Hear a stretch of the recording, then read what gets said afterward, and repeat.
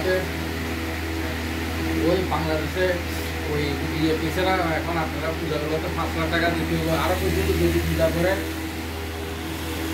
কোনো বাজনা এরা নমাজ পড়ার সময় কোনো বাজনা টাজনা কিছু বাজাতে পারবে না। আচ্ছা মধ্যে কি কইছে জানেন, আমার তো বিশেষণ নাই, সৌ পারে রয়েছে কত না, ঠিক আছে। শিবচরের মধ্যে হইতে কত পূজার সময় মধ্যে কোনো মানে মা একটা কিছু বাজতে পারবে। এখানে দুটো কথা আছে।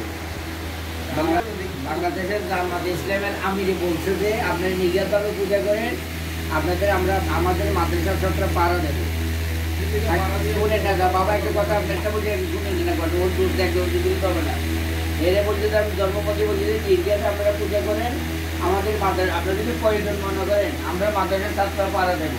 কিন্তু হিন্দু বুদ্ধ পরিষদ এখন পূজা উদযাপন পর্যন্ত বলতেছে আমরা